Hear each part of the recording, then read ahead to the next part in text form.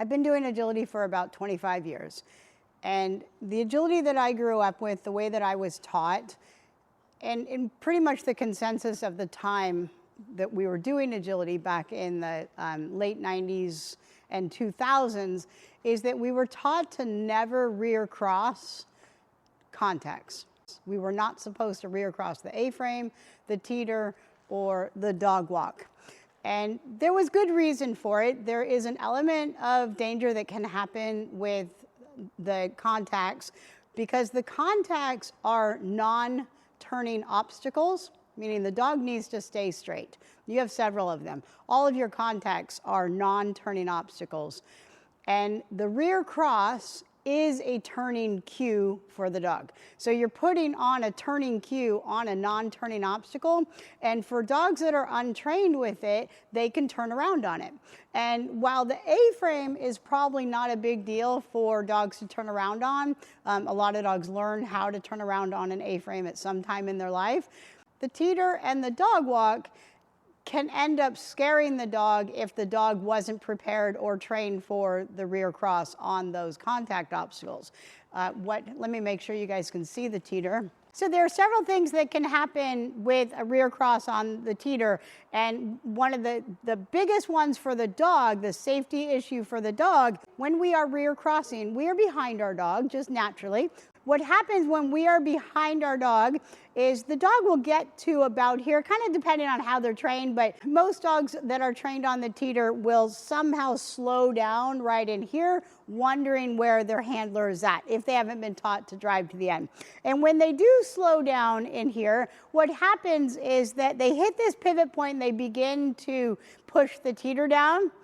And then they start to search for their handlers. And so they will turn around on the teeter and they will place their front feet here. And what happens is they end up doing this. They end up rocking back and forth on the teeter, which can be very scary for a lot of dogs.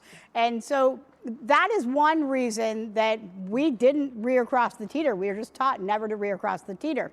The other reason is that if you do rear cross the teeter, if you rear cross right here, so you come through, there's a jump behind the camera. If you come through the jump and tell your dog to get the teeter and then cross behind them, as the dog is pushing down the board, this end of the board can come up and hit you somewhere in the body.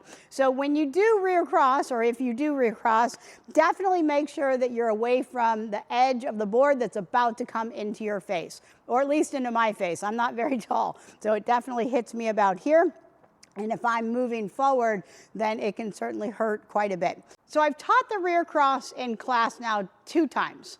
Once about a year ago when I was training him into doing some rear crosses, and then again this week. And one of the reasons that I decided to teach the rear cross, not only to my own dog, but also to my students, is because people would send me trial videos and I would see some of my novice A handlers doing a rear cross on the contact obstacles, mainly because they got out of place, right? And they didn't know how to get over to the other side. They knew they wanted to be on the other side of the obstacle, but they weren't quite sure how to get there. And so they just don't have the schema to know that the dog should stop on the exit and they can do the side change there.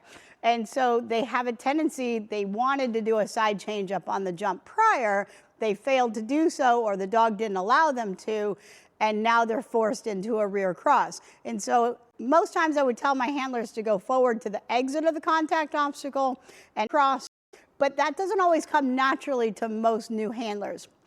And so because I was seeing videos of my students doing rear crosses in the trial environment and occasionally in class, I decided to go ahead and train it. We might as well give the dogs the information of what it feels like and looks like, and then the handlers also have an understanding of what their dog may do in the future if they do put a rear cross on a contact obstacle.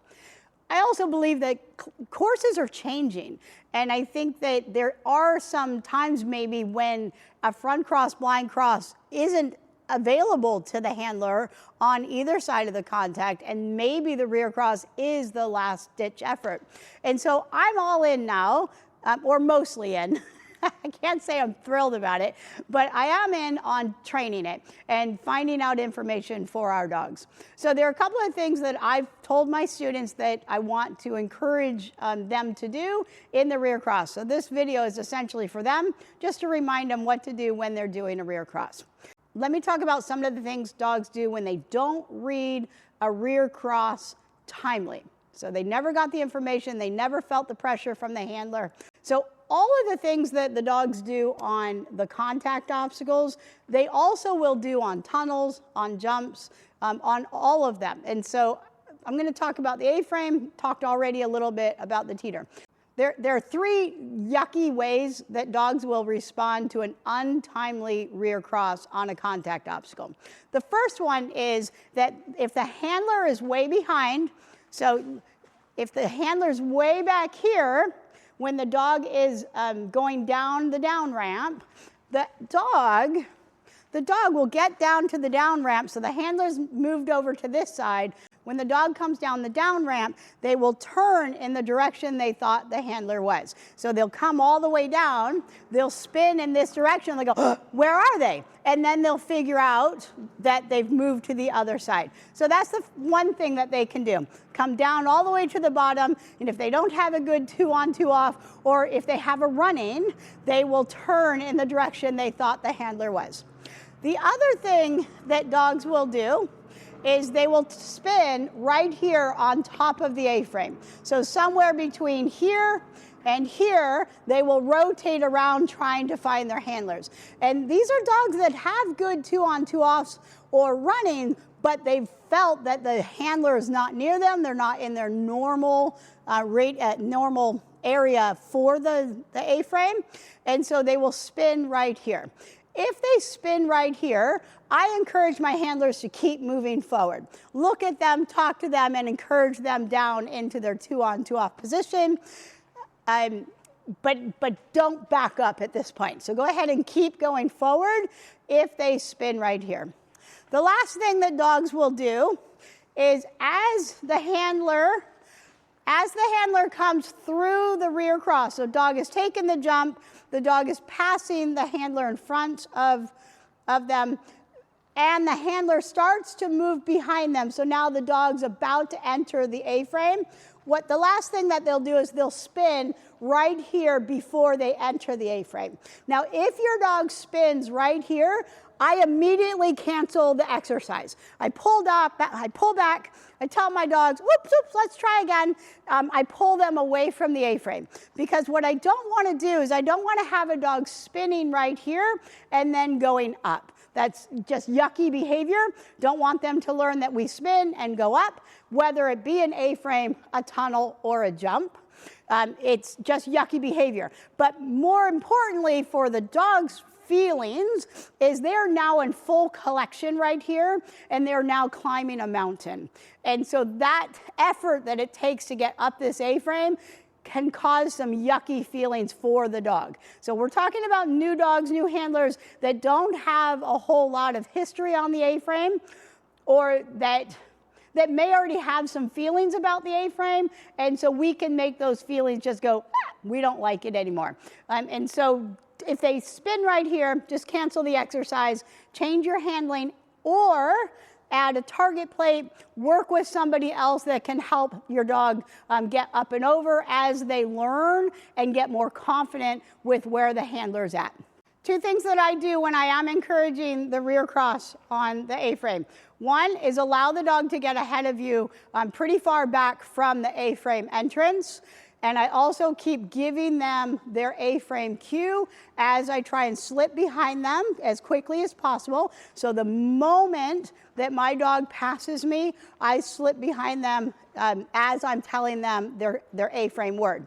Then once I am past them, I want my handlers to speed up as fast as possible, give it the gas so that they can try and be about here as the dog is hitting the apex or just below the apex. And that will help the dogs understand that they can come down.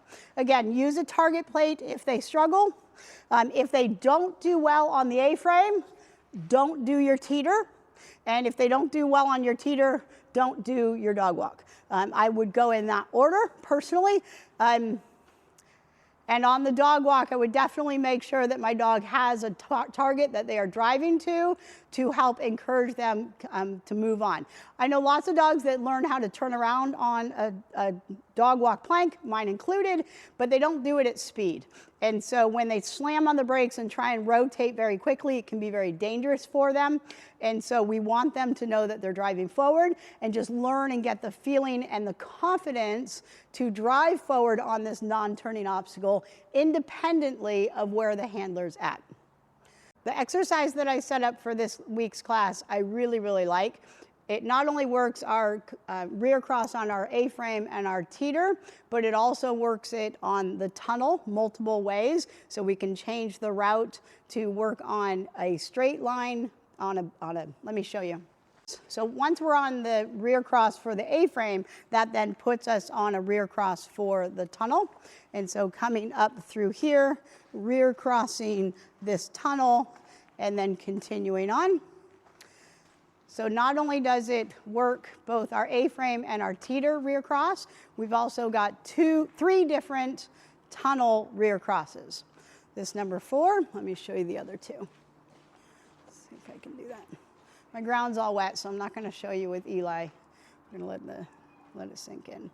The 3 tunnel rear crosses is A-frame to the tunnel here, doing a rear cross.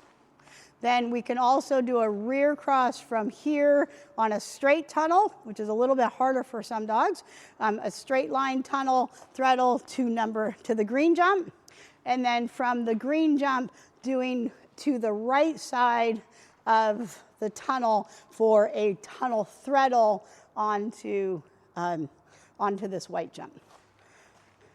And then the other option that we have is as they come out of the first bendy tunnel, so we put them into the rear cross on the A-frame, we pick them up for a straight tunnel and a rear cross on this jump over to green, either going into this pocket or sending them over the rear cross and a layer on this tunnel.